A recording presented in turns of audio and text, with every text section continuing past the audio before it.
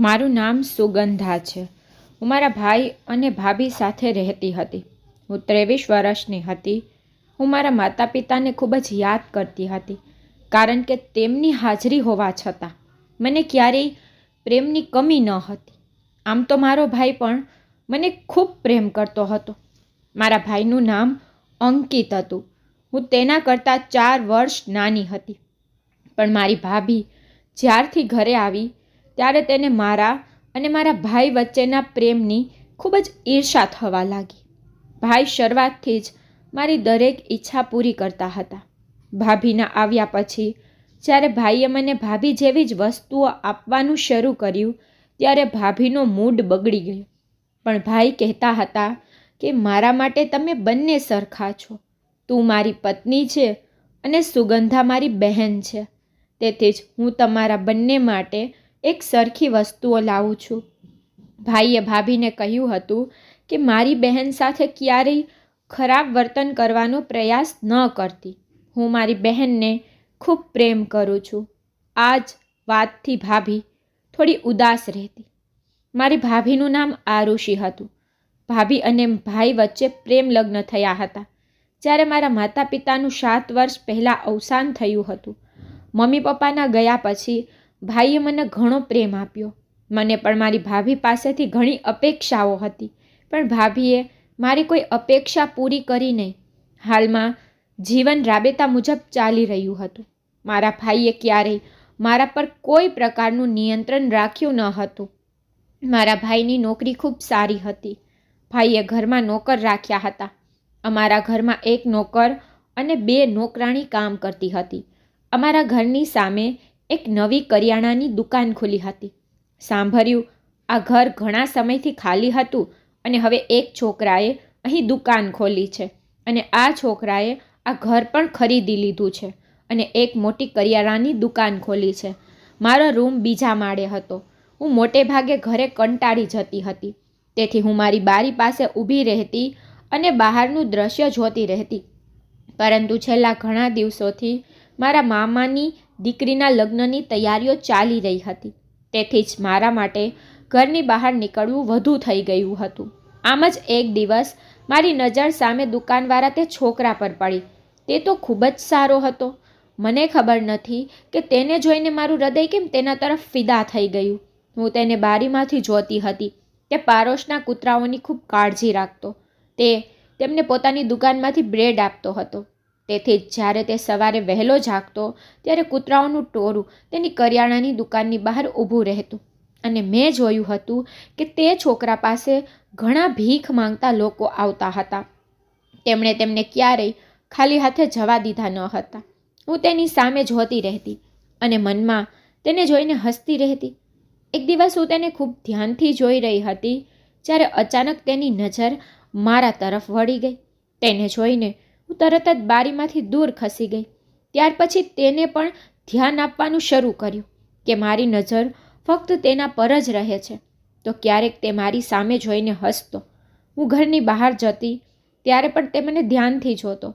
લગ્ન દરમિયાન હું તૈયાર થઈને ઘરેથી જતી હતી અને ભાઈની કારમાં બેસતી ત્યાં સુધી તે મારી સામે જોતો રહેતો અને સતત હસતો રહેતો. મને ખબર નથી કે એવું કેમ બન્યું હતું કે હું તેને પ્રેમ કરવા લાગી. હું તેને કેમ પસંદ કરવા લાગી? આ બધા પ્રશ્નો મારા મનમાં ઘૂમતા રહ્યા. તેનું નામ અભિષેક હતું. અમારા ઘરે જે પણ રાશનની વસ્તુઓ આવતી તે તેની જ કરિયાણાની દુકાનમાંથી આવતી, કારણ કે તેની કરિયાણાની દુકાન ઘણી મોટી હતી. વાસ્તવમાં હું કોઈની સાથે વધુ વાત કરતી ન હતી, પણ અમારા ઘરમાં 2 નોકરાણી આવતી, રીમા અને પિંકી, અને બંને મારી ઉંમરની હતી. ભાઈએ ભાભીના કામ માટે રીમાને લગાવી હતી અને પિંકી મોટે ભાગે મારી સાથે જ રહેતી. તે જ મારું બધું કામ કરતી, જ્યારે રીમા ભાભી સાથે રહેતી. ભાભીએ તેને પોતાની નાની બહેન બનાવી દીધી હતી. તે હંમેશા તેની સાથે બજારમાં જતી હતી. ભાઈ ભાભીના લગ્નના 2 વર્ષ પછી ભગવાને તેમને સંતાનનું સુખ આપ્યું. ત્યારથી ભાભીને રીમાનો સાથ મળી ગયો, કારણ કે રીમા તેના બાળકની સંભાળ રાખતી હતી અને જ્યાં પણ ભાભીને જવાનું હોય ત્યાં તે રીમાને પોતાની સાથે લઈ જતી હતી. અમારા ઘરનો નોકર ગુરપ્રીત પંજાબના એક નાનકડા ગામમાંથી આવ્યો હતો. અમે તેને પ્રેમથી ગુડ્ડુ કહીને બોલાવતા. તે ખૂબ જ સરસ છોકરો હતો. ગુડ્ડુ ઘરની બહારનું બધું કામ કરતો. તે બપોરે ભાઈને ઓફિસે પણ લઈ જતો. તે ઘરે રાંધવા માટે શાકભાજી પણ લાવતો હતો. જીવન આમ જ ચાલતું હતું. જ્યારે પિંકીએ એક દિવસ મને મારી પાસે જોઈ તો તે મારી પાસે આવી અને પૂછ્યું, દીદી, તમે બારી પાસે ઊભા રહીને કેમ હસો છો?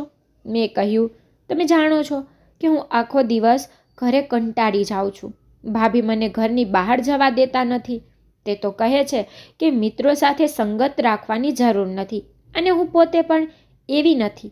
ઘરમાં કોઈ લેન્ડલાઇન નંબર નથી જેના દ્વારા હું મારા કોઈ મિત્રો સાથે વાત કરી શકું. બસ એક તું છો જેની સાથે હું મારું હૃદયનો બોજ હળવો કરી શકું છું, જેની સાથે હું વાત કરી શકું છું. તો તેને મારી સામે હસીને કહ્યું, હા, આ બધું તો સાચું છે, પણ કૃપા કરીને મને કહો કે તમે બારીમાંથી એવું શું જોવો છો કે તમને હસી આવે છે? મેં ઘણી વખત નોંધ્યું છે, હું બધું જાણવા માંગુ છું. મેં કહ્યું, બસ હું જોઉં છું કે બહારની દુનિયા કેટલી સુંદર છે. બસ આ બધું જોઈને હું મનમાં હસતી રહું છું. બસ થોડા દિવસ આમ વીતી ગયા. અભિષેક અને હું એકબીજાને માત્ર નજરથી જ ઓળખતા હતા. હું તેનું નામ પણ જાણતી હતી. આમ એક દિવસ રાત્રિનો સમય હતો જ્યારે ભાઈ ઘરે આવ્યા અને અમે બધા સાથે જમતા હતા. તે જ સમયે અમે વાત પણ કરતા હતા.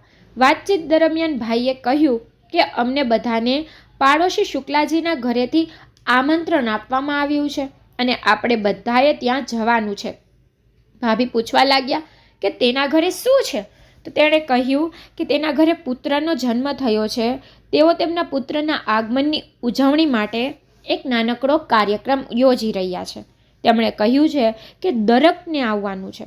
શુક્લાજીનું ઘર અમારા ઘરની બરાબર બાજુમાં હતું અને તેઓ તેમના કાર્યક્રમો પણ ઘરમાં જ કરતા હતા. ભાભીએ કહ્યું કે ફંક્શન ક્યારે છે? તો ભાઈ કહેવા લાગ્યા કે 2 દિવસ પછી. તો ભાભીએ કહ્યું કે અમે ત્યાં કેવી રીતે જઈ શકીએ? તમને ખબર છે કે તે દિવસે મારી બહેનની સગાઈમાં જવાનું છે, એટલે અમે શુક્લાજીના ઘરે કેવી રીતે જઈ શકીએ? ભાઈએ હાથ રોક્યા અને આગળ શું થશે તે વિચારવા લાગ્યા. શુક્લાજીના ઘરે પણ જરૂરી હતું જવું. છેવટે તે અમારા પાડોશી છે અને ભાભીની બહેનની સગાઈમાં હાજરી આપવી જરૂરી છે. છેવટે તે ભાઈની સાડી છે. ભાઈ આ વિચારી રહ્યા હતા એટલામાં ભાભીએ ભાઈને કહ્યું કે તમે આટલું બધું કેમ વિચારો છો? મારે મારી બહેનની સગાઈમાં જવું છે અને તમારે પણ મારી સાથે આવવાનું છે. ચાલો આમ કરીએ કે સુગંધા પિંકી સાથે શુક્લાજીના ઘરે જશે અને મુન્નાના કારણે હું રીમાને માના ઘરે મારી સાથે લઈ જઈશ અને તમે પણ અમારી સાથે સગાઈ માટે આવજો. આ રીતે શુક્લાજીના ઘરે પણ જવાઈ જશે અને મારા ઘરે પણ જવાઈ જશે. ભાઈને ભાભીનો આ વિચાર ગમ્યો, પણ મેં મારી ભાભીને કહ્યું કે તમે જાણો છો કે મારે એકલા ક્યાંય જવું નથી. હું ત્યાં કેવી રીતે જઈ શકું? ભાભી કહેવા લાગ્યા કે તું એકલી ક્યાં હશે? પિંકી તારી સાથે જશે અને ગમે તેમ કરીને તમારે થોડા 2-3 દિવસ રહેવા જવું છે. થોડી વાર જાઓ, ભોજન કરો, ત્યાં 2-3 લોકો સાથે થોડી વાર વાત કરો, તે પછી ઘરે આવી જાઓ. ભાઈ કહેવા લાગ્યા, હા સુગંધા, તારી ભાભી બિલકુલ સાચી છે. આપણે આપણા પાડોશના લોકો સાથે પણ આપણા સંબંધોને નબળા ન કરવા જોઈએ. પિંકીએ મને ઈશારાથી કહ્યું કે દીદી, હું તમારી સાથે આવીશ. તેથી જ હું ચૂપ રહી. 2 દિવસ પછી હું અને પિંકી પડોશના ઘરે જવા તૈયાર થયા. ભાઈ અને ભાભી પણ સગાઈમાં જવા તૈયાર હતા. પિંકી અને હું શુક્લાજીના ઘરે ગયા હતા. ત્યાં ગયા પછી અમને જરા પણ અસ્વસ્થતા ન લાગી. શુક્લાજીના પત્ની અને બહેનો મારી સાથે ખૂબ સરસ રીતે વાત કરતી હતી. મને ખૂબ સારું લાગ્યું. મેં તેના બાળક માટે ભેટ લીધી હતી, તે પણ આપી. એ પછી અમે જમવા ગયા. હું અને પિંકી જમવા ગયા જ્યારે અચાનક મારી નજર અભિષેક પર પડી. ત્યારે તે પણ ત્યાં આમંત્રિત હતો અને ભોજન કરી રહ્યો હતો. તેને જોઈને હું ખુશ થઈ ગઈ. આજે મેં તેને ખૂબ નજીકથી જોયો. તે ખરેખર ખૂબ જ સરસ હતો. જાણે તેણે મને શુક્લાજીના ઘરે જોઈ ત્યારે તે મને જોઈને ખુશ થઈ ગયો. એવું લાગતું હતું કે તે તેના હાવભાવથી મને કંઈક કહેવાનો પ્રયત્ન કરી રહ્યો છે. પણ ત્યાં ઘણા લોકો હોવાથી મેં તેને અવગણવાનો પ્રયાસ કર્યો. પણ હવે મને સમજાયું કે તે મને પ્રેમ કરવા લાગ્યો હતો અને હું પણ મારા દિલમાં તેને પ્રેમ કરતી હતી. તે દિવસે અમે શુક્લાજીના ઘરેથી પાછા ફર્યા હતા, પણ હું બહુ ખુશ હતી. અમારા આગમન પછી થોડીવારમાં ભાઈ અને ભાભી પણ ઘરની અંદર આવી ગયા. હું ખુશીથી મારી ભાભીને કહી રહી હતી કે શુક્લાજીના ઘરે જઈને મને ખૂબ જ આનંદ થયો છે અને તેમના પરિવારને મળ્યા પછી પણ ખબર નહીં કેમ. ભાભીએ આશ્ચર્યથી મારી સામે જોયું. ભાભીએ કહ્યું, આજે તું બહુ ખુશ દેખાઈ રહી છે. ભાભીના પ્રશ્નથી મારી ખુશી થોડી ઓછી થઈ ગઈ હતી. ભાભીએ કહ્યું, પહેલાં મેં તને ક્યારેય આટલી ખુશ જોઈ નથી કે પાડોશીઓ કે સગા વહાલાને મળવા જઈને આટલી ખુશ તું પાછી આવી નથી. આખરે મામલો શું છે? મેં કહ્યું, ના ભાભી, કોઈ વાત નથી. બસ આમ થોડા દિવસો વીતી ગયા અને રીમા અને પિંકીએ તેના ગામ પાછા જવાની તૈયારી શરૂ કરી દીધી. મેં બંનેને કહ્યું કે તમે લોકો તમારા ગામ કેમ પાછા જવા માંગો છો? તમે લોકો અહીં જ રહો તો ઘરના કેટલા કામો ઉકેલાઈ જાય છે. તો તે કહેવા લાગી કે દીદી, તમે કોઈ બીજાને નોકરીએ રાખજો. રીમા અને પિંકી એક જ ગામના રહેવાસી હતા. રીમાનો સંબંધ ફાઇનલ થઈ ગયો. બંને બાળપણના મિત્રો હોવાથી રીમાના કારણે પિંકી અહીં કામ કરતી હતી. પણ હવે પિંકીએ રીમા સાથે જવાનું નક્કી કર્યું કારણ કે બંને અહીં સાથે આવ્યા હતા. ભાભીએ પણ બંનેને રોકવાનો ઘણો પ્રયાસ કર્યો હતો, પરંતુ પિંકી અહીં એકલી રહેવા માંગતી ન હતી. બંને ભાઈ પાસેથી પોતાનો પગાર લીધો, સામાન પેક કર્યો અને પોતાના ગામ પાછા ચાલ્યા ગયા. અહીં ઘરે હું પિંકી વિના ખૂબ જ એકલતા અનુભવતી હતી. હવે હું એકલી રૂમમાં બેસી રહેતી અને મારું ધ્યાન વારંવાર અભિષેક તરફ જતું રહેતું. ઘણીવાર ભાભી પણ રૂમમાં આવીને મને કોઈ કામ માટે બોલાવે એટલે હું અભિષેકના વિચારોમાં ખોવાયેલી હોતી. તે કહેતી, તને શું થયું છે સુગંધા? એકલા બેસીને તું ક્યાં ખોવાઈ જાય છે? મેં કહ્યું, ભાભી શું થયું? તેને કહેવાનું શરૂ કર્યું કે મેં તને ચા બનાવવાનું કહ્યું હતું કે હું પણ પીઉં અને તમે પણ પી શકો. અને તે બે છોકરીઓ ગઈ છે ત્યારથી ઘરના કામમાં મોટી સમસ્યા થઈ રહી છે. મેં કહ્યું, ઠીક છે, હું ચા બનાવું છું. પણ ભાભીએ મારો હાથ પકડ્યો અને મને રોકવા લાગી. તેને કહ્યું, હવે પહેલાં મને કે તમે ક્યાં ખોવાઈ ગયા છો? મેં મારી ભાભીને ટાળવાનો ખૂબ પ્રયાસ કર્યો તો તે કહેવા લાગી, સુગંધા જુઓ, હું તને તારી મોટી બહેન કહું છું કારણ કે મેં તને હંમેશા મારી નાની બહેન કહી છે. તમે મારા માટે મારી સગી બહેન છો. જો કંઈ પણ જે તમને પરેશાન કરી રહ્યું છે અથવા જો તમે મૂંઝવણમાં છો તો તમે તેને મારી સાથે શેર કરી શકો છો. કદાચ હું તમને મદદ કરી શકું કારણ કે જ્યારથી તમે શુક્લાજીના ઘરેથી આવ્યા છો તમારા વિચારો મને ખૂબ જ અલગ લાગે છે. શુક્લાજીના ઘરે એવું શું થયું હતું? તો ભાભી મારી નજીક આવ્યા અને તેઓએ મારો હાથ પકડ્યો. મેં કહ્યું, હા ભાભી, કેમ નહીં, ચોક્કસ. તમે મારા માટે મારી મોટી બહેન જેવા જ છો. જે હશે હું તમને ચોક્કસ કહીશ. મેં પણ મારી ભાભીના હાથને જોરથી પકડીને આ કહી દીધું હતું. તે પછી હું રસોડામાં ગઈ અને ભાભી અને મારા માટે ચા તૈયાર કરી. મેં જોયું તો ગુડ્ડુ ભૈયા પણ દરવાજા પાસે બેઠા હતા. મેં તેને પણ ચાનો કપ આપ્યો. હવે માત્ર ભાભી અને હું રસોડામાં કામ કરતા હતા. ભાભીએ ભાઈને કહ્યું હતું કે નોકરાણી માટે વ્યવસ્થા કરો અને દર વખતની જેમ 2 જ નોકરાણી હોવી જોઈએ કારણ કે ઘરનું ઘણું કામ છે અને તેના પુત્રની કાળજી લેવા માટે ભાભીને એક અલગ નોકરાણીની પણ જરૂર હતી. પણ અત્યારે નોકરાણીની વ્યવસ્થા કરવી શક્ય ન હતી એટલે ભાભી અને મારે ઘરના બધા કામ એકસાથે કરવા પડતા. હું ચૂપચાપ ઘરનું કામ કરતી પણ ભાભી કામ કરતી વખતે બહુ ગુસ્સે થઈ જતી. હું હવે મારી ભાભીથી ડરતી હતી કારણ કે હવે ભાભીનું ધ્યાન ફરી મારા તરફ હતું. ભાભી મને ઘણી બધી વાતો કહેતા હતા. તેમજ તે કહેતી હતી કે મેં તને ઘણીવાર કહ્યું છે જો તમે કોઈ કારણસર પરેશાન હો તો તમે મને કહી શકો છો, પણ ના, તમે તો કોના વિચારોમાં ખોવાયેલા રહે છો અને હંમેશા કામ બગાડતા રહો છો. હવે હું હારી ગઈ હતી અને મેં મારી ભાભીને કહ્યું કે મારે તમારી સાથે કોઈ અગત્યની વાત કરવી છે કંઈક વિચારીને મેં મારી ભાભીને કહ્યું ને વિચાર્યું કે હવે સમય આવી ગયો છે કે મારે ભાભીને બધું કહેવું જોઈએ. તેથી મેં મારી ભાભીને મારી પસંદગી વિશે બધું કહ્યું. પરંતુ મને ખબર નહોતી કે તે મારા જીવનની સૌથી મોટી ભૂલ થશે. ભાભી કહેવા લાગી, હા બોલો, શું વાત છે? ભાભી કદાચ આની રાહ જોઈને બેઠી જ હતી. મેં તેને કહ્યું કે તમે પહેલાં વચન આપો કે તમે ભાઈને કંઈ નહીં કહો. મેં મારી ભાભી સાથે વાત કરી તો ભાભી કહેવા લાગી કે જો સુગંધા, તમને મારા પર વિશ્વાસ ન હોય તો મને ના કે. ભાભીએ સહેજ ગુસ્સામાં વાત કહી અને પછી તે ઊભી થઈ ગઈ અને ત્યાંથી જવા લાગી. પણ મેં તેનો હાથ પકડ્યો. મેં કહ્યું, ના ભાભી, એવું કંઈ નથી. હું તમારા પર સૌથી વધુ વિશ્વાસ કરું છું. જ્યારે મેં મારી ભાભીને કહ્યું ત્યારે તે નીચે બેસી ગઈ. મેં ગભરાઈને કહ્યું, ભાભી, હકીકત એ છે કે હું કોઈના પ્રેમમાં પડી ગઈ છું. મેં માથું નમાવતા કહ્યું, પણ ભાભીના મોઢામાંથી આશ્ચર્ય સાથે નીકળ્યું, શું? અને તેનું આવું વર્તન પણ બરાબર હતું, કારણ કે આજ સુધી મેં તેને એવું કશું કહ્યું ન હતું કે મારામાં હોશિયાર છોકરી જેવું કંઈ ન હતું. હું એક શરીફ અને સંસ્કારી છોકરી હતી અને મારી ભાભી મારા તરફથી પ્રેમનું નામ સાંભળીને આશ્ચર્યચકિત થઈ ગઈ. મેં કહ્યું, હા ભાભી, વાત સાચી છે. તો ભાભી પૂછવા લાગ્યા કે એ ભાગ્યશાળી કોણ છે? તે ખૂબ જ પ્રેમથી પૂછી રહી હતી. આ સમયે તે મારા માટે મારી મિત્ર હતી.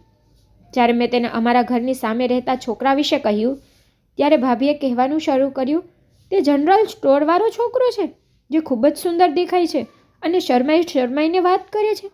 મેં શરમાતા કહ્યું, હા ભાભી, તે જ. તો તે કહેવા લાગી, તું તેની સાથે વાત કરે છે? તું તેને મળવા પણ જાય છે? મેં કહ્યું, ના ના ભાભી, હું તેની સાથે કેવી રીતે વાત કરી શકું? મારી પાસે મોબાઈલ ફોન નથી અને હું તેને મળવા ઘરની બહાર પણ ન જઈ શકું.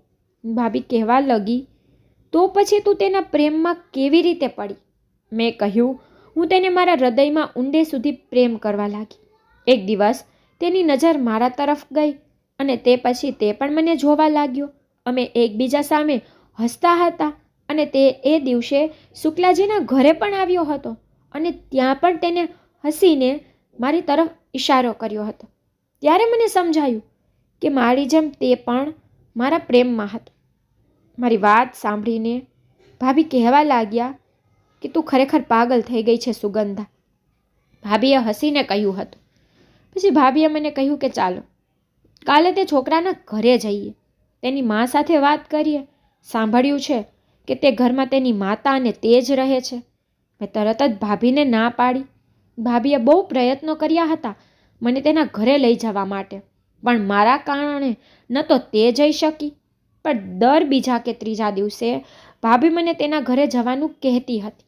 પણ એક દિવસ તે કહેવા લાગી કે તેની મા હંમેશા બીમાર રહે છે અને તે આપણા પાડોશી પણ છે, તેથી તેની માતાની તબિયત જોવા ચાલ્યા જઈએ. મેં મારી ભાભીને ઘણી મનાઈ કરી હતી, પરંતુ તેમ છતાં તે મને બળજબરીથી તેના ઘરે લઈ ગઈ. અમે તેના ઘરનો દરવાજો ખખડાવ્યો અને પછી અમે ઘરની અંદર ગયા. તેની મા ઘરે હતી. ભાભીએ કહ્યું કે અમે તમારી સામેના ઘરમાં રહીએ છીએ. તે પછી ભાભી તેની માતા સાથે વાત કરતી રહી. પછી અભિષેક કોઈ બહાને ઘરની અંદર આવ્યો અને મને જોઈને હસતો હસતો રૂમમાં ચાલ્યો ગયો. ભાભી અભિષેકની માતા સાથે વાત કરતી રહી અને સાથે સાથે મને પણ ઇશારો કરતી હતી. અભિષેકની માતાએ અમને વાત કરતાં કહ્યું કે અમે થોડા દિવસ પહેલાં જ અહીં રહેવા આવ્યા હતા. અમે પહેલેથી જ અજાણતા હતા, પરંતુ તેણે અમને કહ્યું કે હું હંમેશા બીમાર રહું છું. હું મારા દીકરાના જલ્દી લગ્ન કરાવવા માંગુ છું, જેથી વહુ ઘરમાં આવે અને મારી સેવા કરવા લાગે.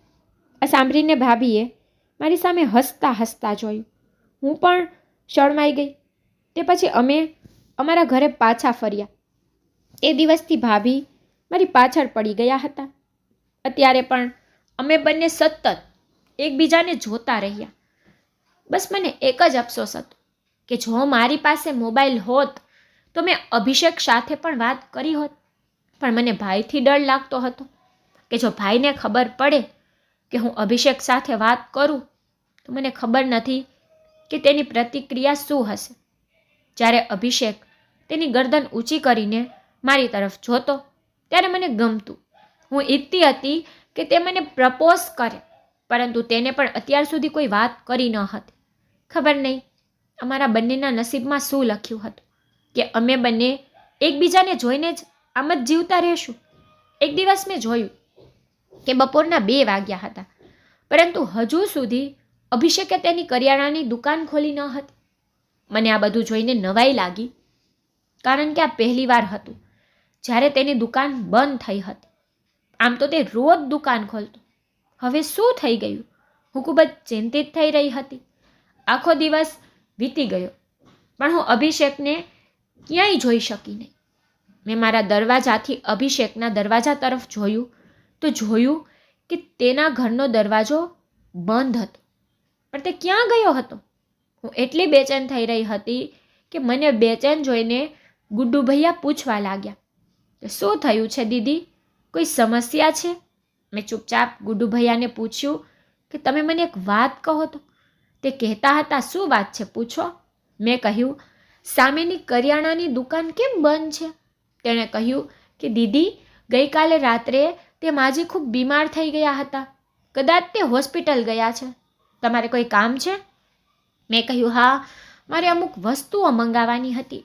એ કહેવા લાગ્યો કે તમે મને લિસ્ટ આપો, હું બજારમાંથી તમારા માટે લાવી આપીશ. પણ મેં તેમને ટાળી દીધા.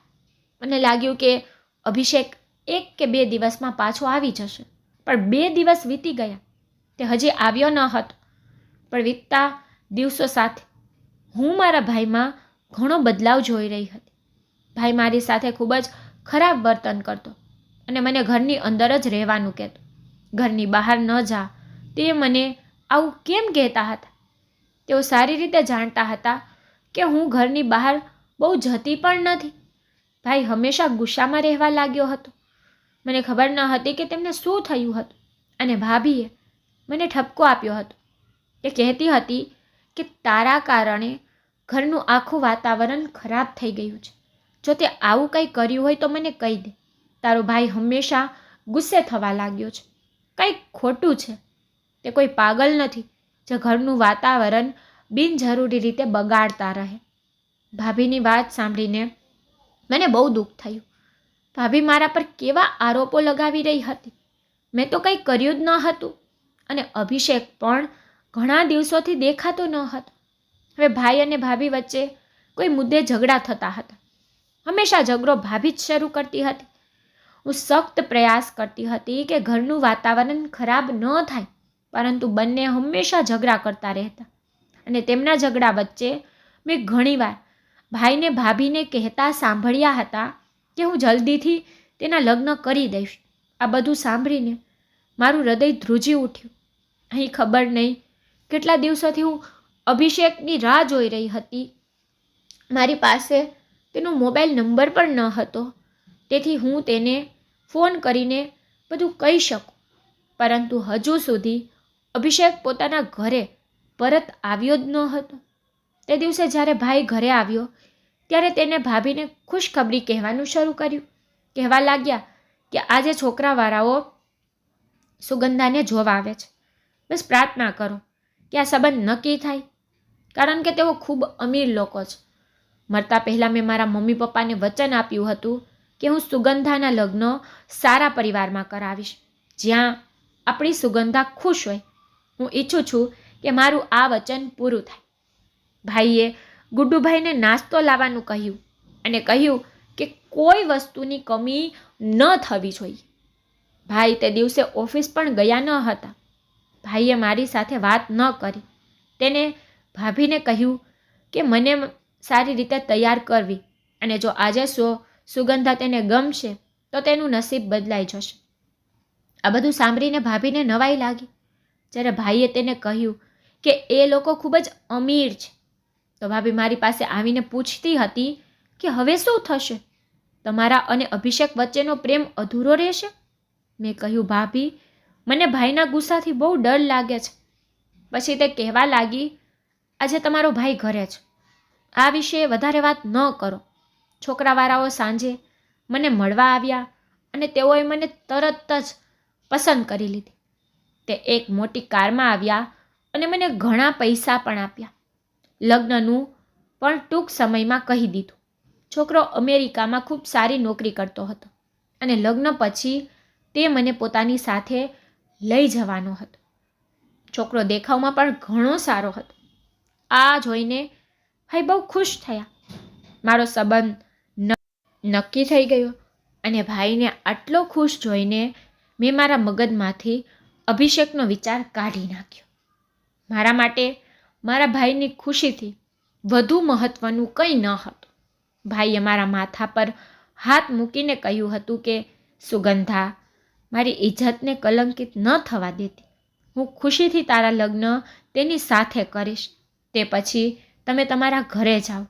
ત્યાં સુધી તમે એવું કંઈ ન કરો જેનાથી મારું નામ કલંકિત થાય અને મારું માથું નીચે ઝૂકી જાય. મને ખબર ન હતી કે ભાઈ આવું કેમ કહેતા હતા. ભાઈના ગયા પછી તરત જ ભાભી મારી પાસે આવી અને પૂછ્યું કે આ તમે શું કરવા જઈ રહ્યા છો? તે તારા ભાઈને તારા અને અભિષેકના પ્રેમની વાત અત્યારે કેમ ના કરી? મેં કહ્યું, ભાભી, મારા માટે મારા ભાઈની ખુશીથી વધુ મહત્વનું બીજું કંઈ નથી. હું મારા ભાઈનું માથું નીચે કરવા માંગતી નથી. જો અભિષેક મારા પ્રેમ વિશે જાણતો હોત અને ખુશીથી મારા ઘરે સંબંધ લાવ્યો હોત તો કદાચ ભાઈએ મારા લગ્ન તેની સાથે કરાવી દીધા હોત. પરંતુ જો અમે બંને એકબીજા સાથે વાત કરી શકતા નથી તો અમારા બંને માટે લગ્ન કેવી રીતે શક્ય હોય? હું મારા ભાઈની ઈચ્છા મુજબ જ લગ્ન કરીશ. આટલું કહી મેં મારી ભાભીને ચૂપ કરી દીધી. પરંતુ ભાભી મને વારંવાર અભિષેકના પ્રેમ વિશે કહેતી રહી. પણ મેં મારી ભાભીને ના પાડી દીધી હતી અને કહ્યું હતું કે હું લગ્ન કરવા તૈયાર છું. મારા લગ્ન 1 મહિના પછી જ નક્કી થયા હતા. પણ બીજા જ અઠવાડિયે હું જેની સાથે રિલેશનશિપમાં હતી તેને અમેરિકા જવાનું થયું. તેના પરિવારના સભ્યો આવ્યા અને કહ્યું હતું કે અમે અમારી વહુને સાદી રીતે અમારા ઘરે લઈ જઈશું કારણ કે અમારો પુત્ર તેની પત્ની સાથે અમેરિકા જવા માંગે છે. તેથી અમે તેમના લગ્નમાં વિલંબ કરી શકીએ નહીં. ભાઈને પણ આની સામે કોઈ વાંધો ન હતો. પણ ભાભી વારંવાર મને આ સંબંધનું ના પાડવાનું કહેતી હતી. પણ મેં તેની વાત સાંભળી નહીં. ભાઈ અને ગુડ્ડુભાઈએ મળીને ઘરે ઝડપથી બધી તૈયારી કરી લીધી હતી. મારા લગ્ન 2 દિવસમાં નક્કી કરવામાં આવ્યા હતા. પરંતુ મારા લગ્નની 1 રાત પહેલાં ગુડ્ડુભાઈ અચાનક ક્યાંક ગાયબ થઈ ગયા. હું બારી પાસે ઊભી રહી અને વારંવાર અભિષેકની દુકાન તરફ જોઈ રહી હતી કે શું તે તેની માતા સાથે ક્યાંય દૂર ચાલ્યો ગયો છે. મારા લગ્નનો સમય આવી ગયો હતો. મને દુલ્હન બનાવવામાં આવી હતી. મારા સાસરિયાઓએ કહ્યું હતું કે 1 મહિના પછી તેઓ ખૂબ જ ધામધૂમથી રિસેપ્શનનું આયોજન કરશે. અત્યારે તે મને બસ વિદા કરી લઈ જવા માંગતા હતા. હું દુલ્હન બની તૈયાર હતી પણ અભિષેકની યાદ હજુ પણ મારા હૃદયમાં હતી.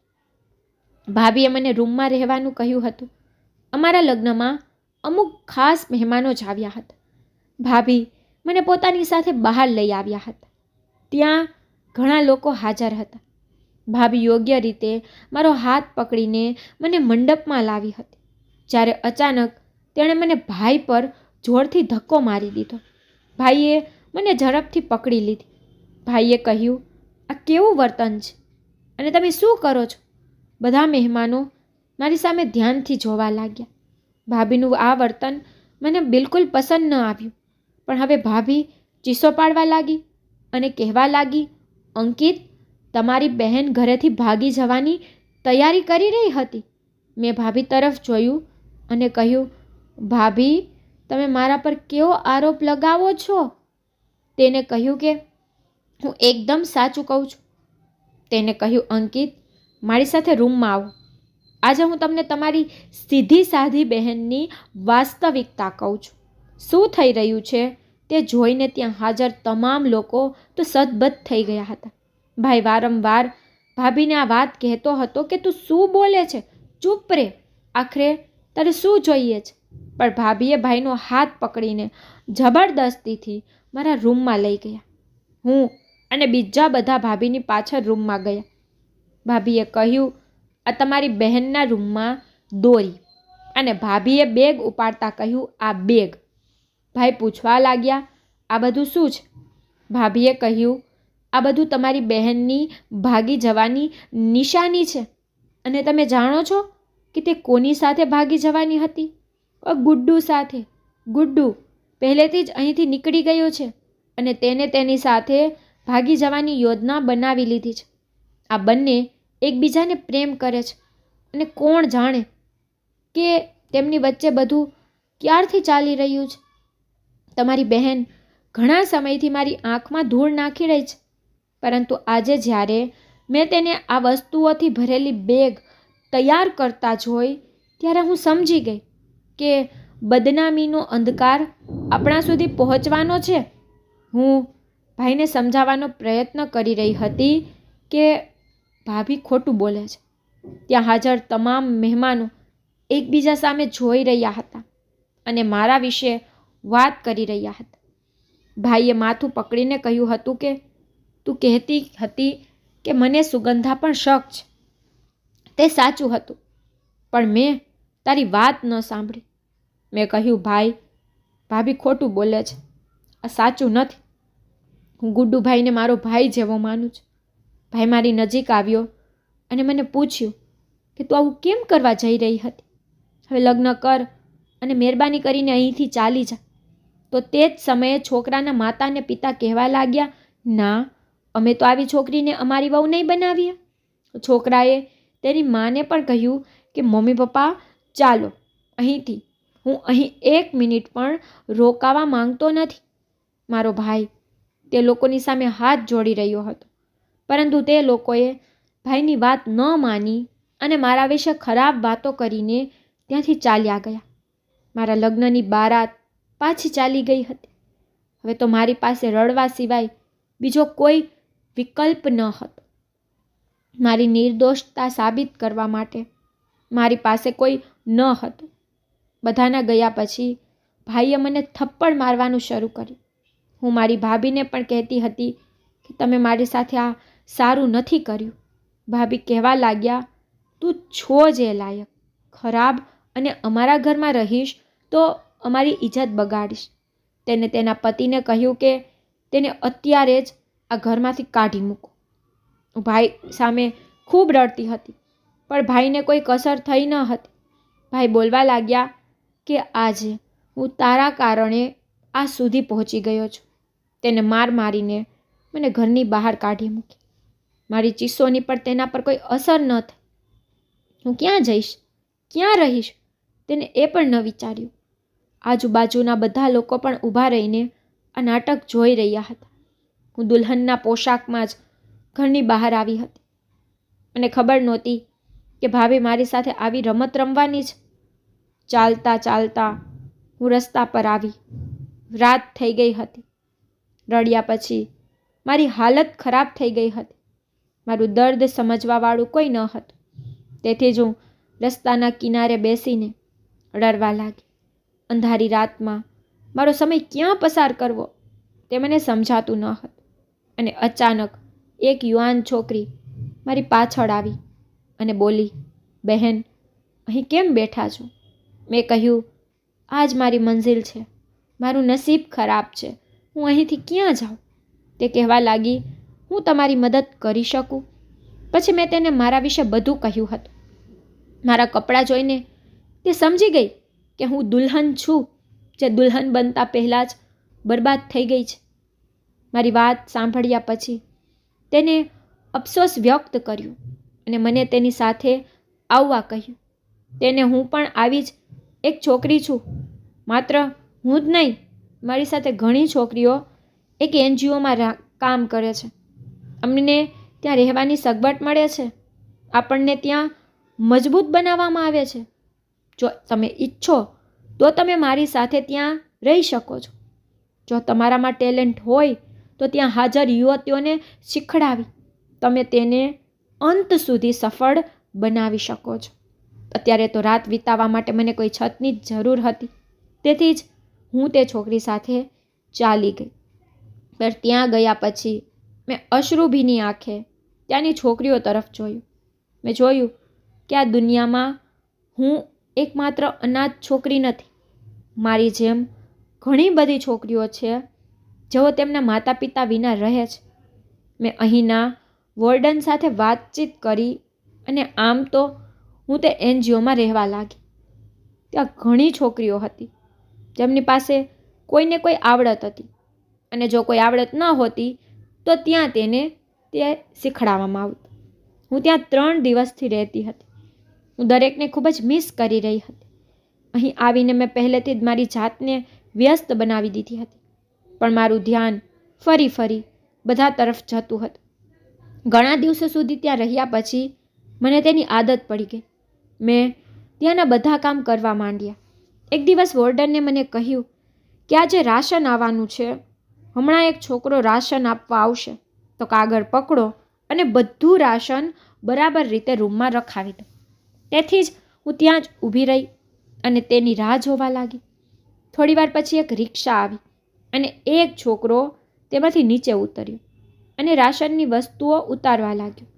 જ્યારે અચાનક મારી નજર તે છોકરા પર પડી તો હું આશ્ચર્યચકિત થઈ ગઈ, કારણ કે મારી સામેનો છોકરો બીજો કોઈ નહીં પણ અભિષેક હતો.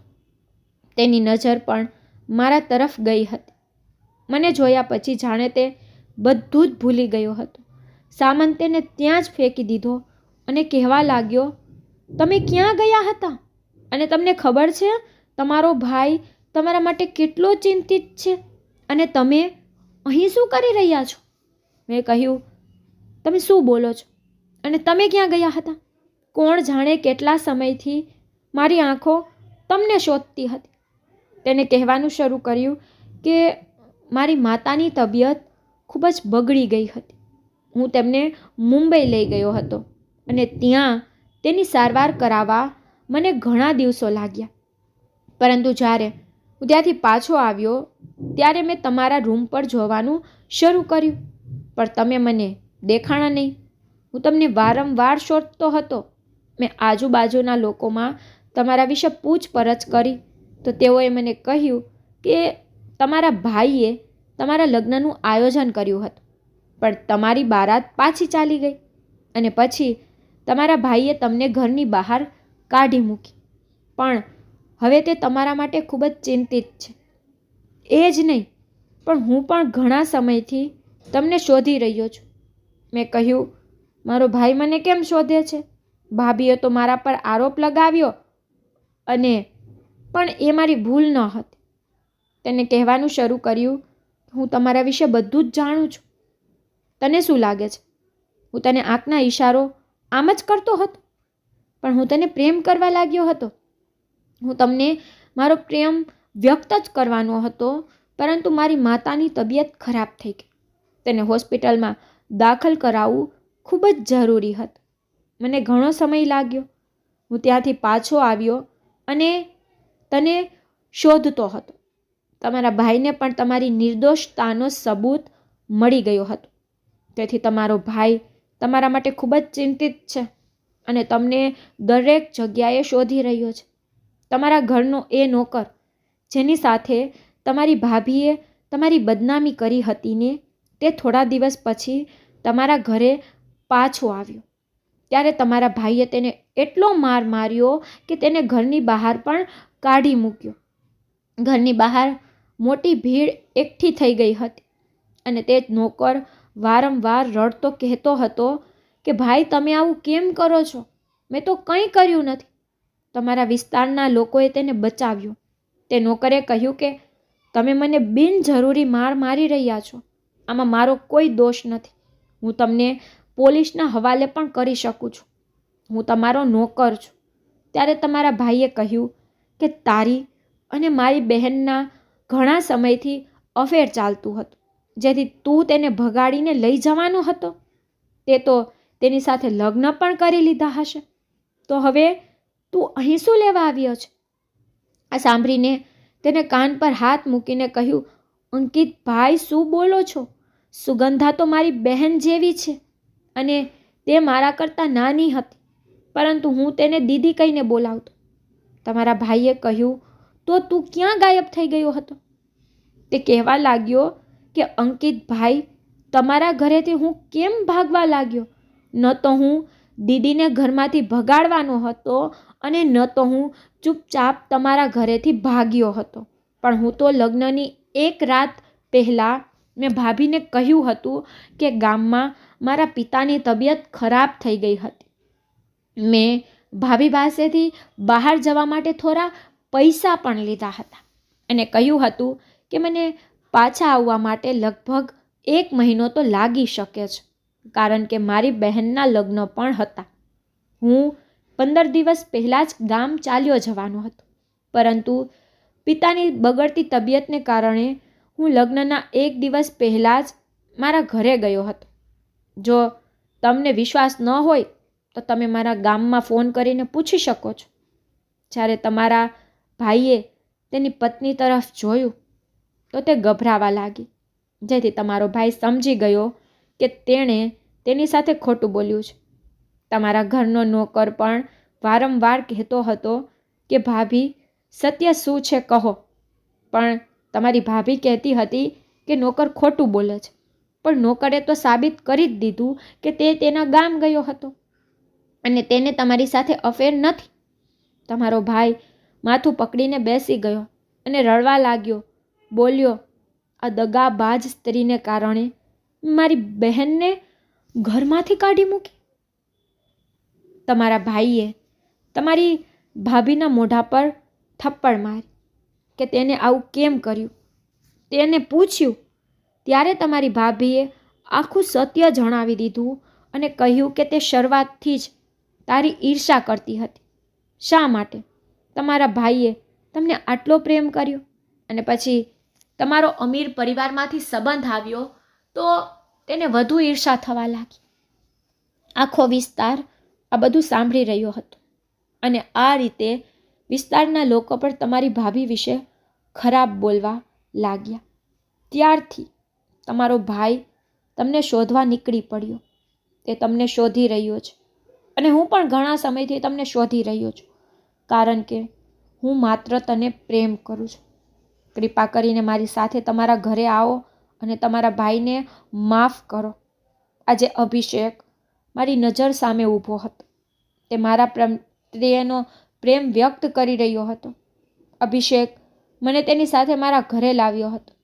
જ્યારે મારા ભાઈને ખબર પડી કે હું ઘરે પાછી આવી તો તેની ખુશીની કોઈ સીમા ન હતી.